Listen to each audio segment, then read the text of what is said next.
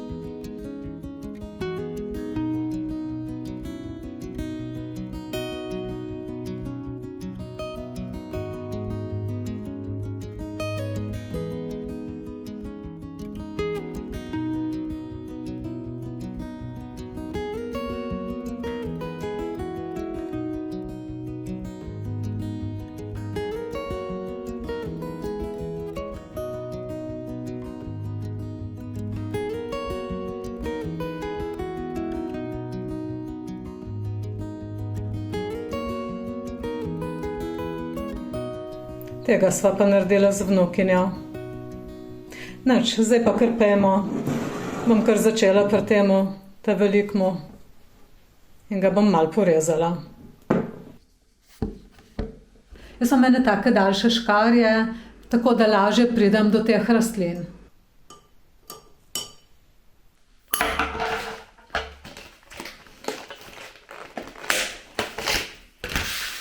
In pa pomagam si tudi z eno tako pinceto.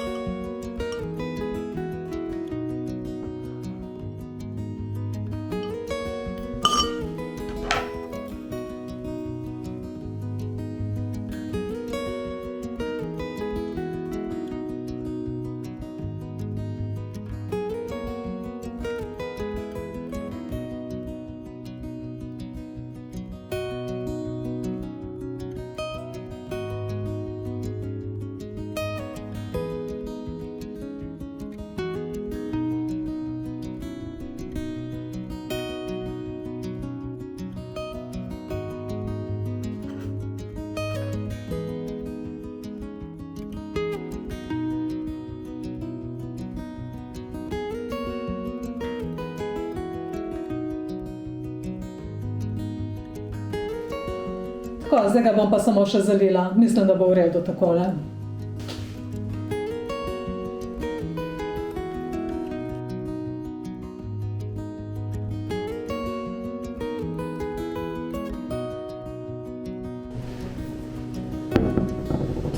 Tako se mi zdi, da bo super zdaj.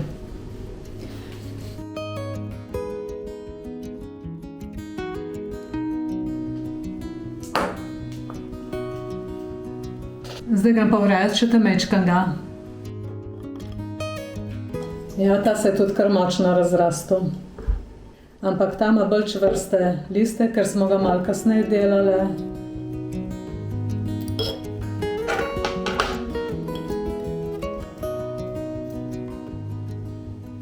Glede, kakšne korenine ima. Zdaj pa še tega tamalega zalijem malo.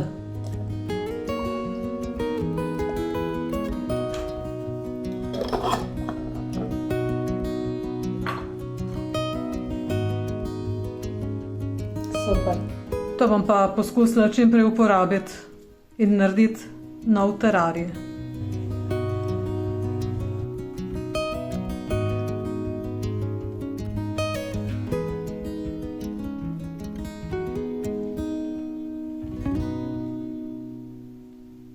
Peljem pa zdaj kolo nazaj na servis, ker mi menjalnik nekaj ne dela v redu in mi morajo še enkrat pogledati. Že prvič se mi ni zdelo okej, ker sem se prvo rundo peljala, pa sem mislila, da ne bom komplicirala, verjetno sem jaz kaj narobe premenavala, ampak ni v redu. Ta veriga je zdaj na ta sredinski in sploh ne morem dati na ta velik zobnik in je skozi tle ali pa na tej majhni. Naj mi pogledajo, koga je. Sem pa zdaj snemala zobnik, sta se pa prav en gospod pa ena gospa ustavila, če rabim kakšno pomoč. Kako lepo. Sta prišla s parkirišča in evo, sta bila takoj pripravljena pomagati. Sem bila prav vesela, kako so ljudje prijazni, pa jim ni težko vprašati za pomoč. Hvala vam. Ne vem, kaj je. Sem zjutraj kolesarila, peljem zdaj na servis, da vidim, kaj je. Ja, hvala vam. In to sploh ne gre nikamor, nobenega.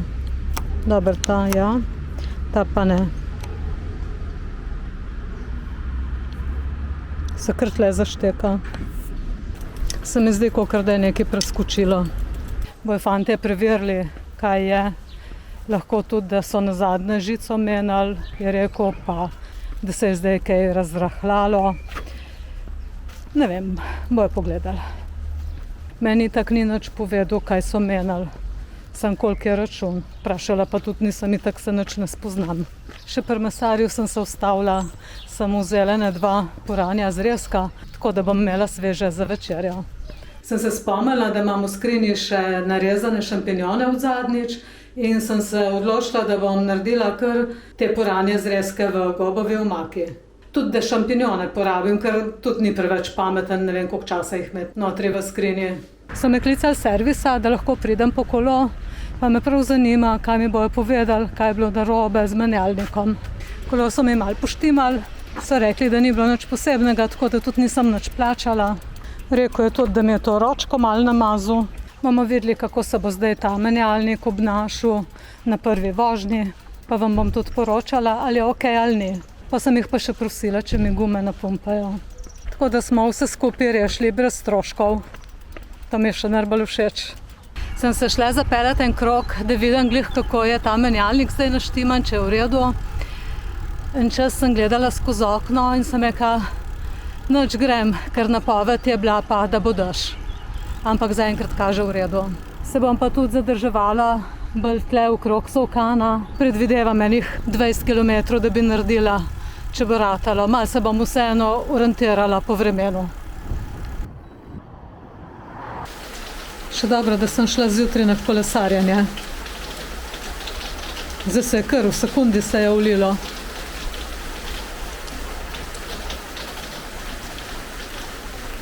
Sem bila pa v Polavčku in pa v Leone, pa si pogledamo, kaj sem kupila.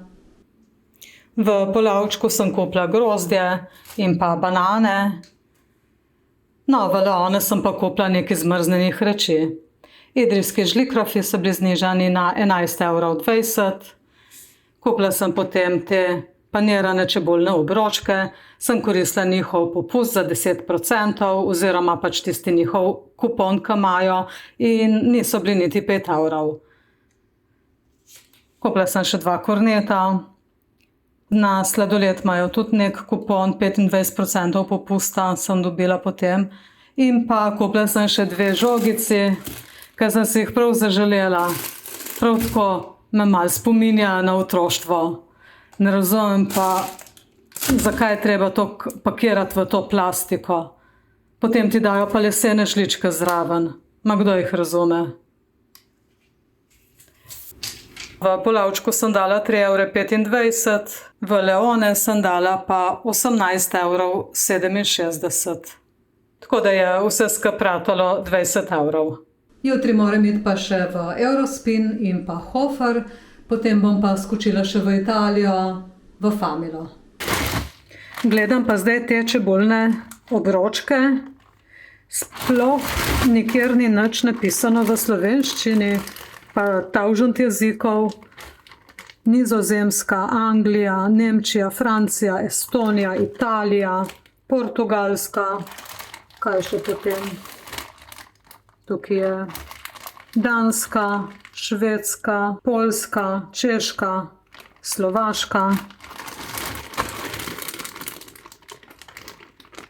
Madžarska, Romunija, Hrvaška, Bosna, Grčija in slovenščine nikjer. To pa tudi ni nič. To jim pa prav zamerim, da ne morajo napisati 3 besede. Sej se razume, ne? Sej ne zdaj, da ne razumemo, kako to popeči. Mislim, da si zaslužimo, da bi bilo to tudi v slovenščini napisano in prevedeno. Ali mi nismo del tega sistema? Kako se pa vam zdi? Tukaj vidim zdaj eno QR kodo. Bom šla zdaj preveriti.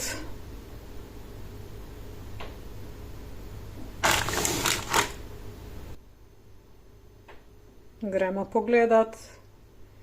Menu. Jeziki.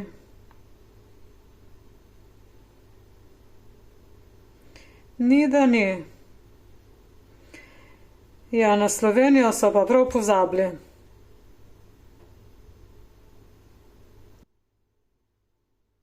Sem dobila pa kar nekaj komentarjev glede priprave kefirja, in sicer ena gospa mi je napisala, da ga pripravlja že več let in da ga premeša z leseno kuhalnico. In da teh kefirjevih zrnc ne izpira, ker na njih ni nič slabega. Potem mi je še ena druga gospa komentirala in je napisala, da tudi ona ga že pripravlja več let in ga ne izpira, ker menda, da ta klorirana voda ne deluje dobro na ta kefirjeva zrnca. Da ga pa pusti tudi 48 ur in da je potem kar precej čvrst. To pa verjamem. No in še en komentar sem dobila, in sicer od gospe, ki pa ta zrnca izpira, in ona pravi tako, da jih izpiram jaz preveč. Da ona jih ne toliko izpira. Tako da jaz bom zdaj to malo pustila, pa bom videla, kako se mi bo obneslo. No, moram reči, da jaz zdaj že par dni ne izpiram teh kefirjevih zrnc in da v bistvu v istem času, recimo teh 24 urah, kakor pač jaz pustim notri namakati, da je kefir bolj čvrst, bolj kompakten. Nekako se kefir naredi hitreje in pa bolj gost rata. Jaz bom danes še ta kefir precedila. V bistvu sem ga pustila 20 ur in je kar tak čvrst. Kefirjeva zrnca so tudi, vem, že kar precej velika, tako da to naraste v kakšnem tednu in jaz jih bom razpolovila in dala en del kolegici.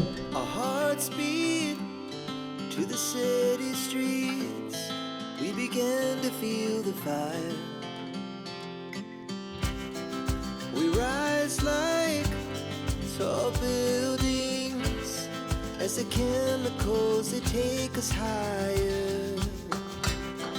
The night's young, and it's just begun. As she puts her hand in mine, we wanna chase the night. Tako, zdaj sem to razpolovila. Rekli smo, da ne bomo prali. Drugo polovico bom dala pa v vrečkico.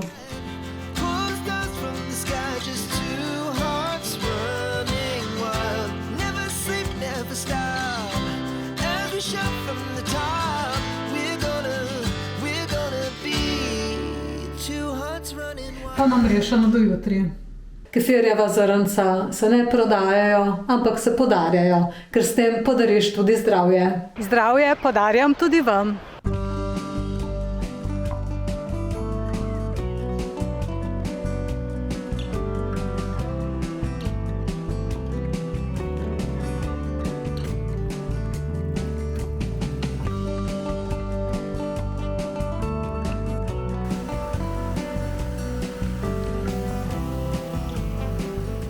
Hvala, ker ste si vzeli čas in ste si pogledali ta video do konca. Pejte tudi vi na kakšen sprehod, pejte kaj na kolo, bodite fajn, mi pa se vidimo prihodnji teden. Čau, čau!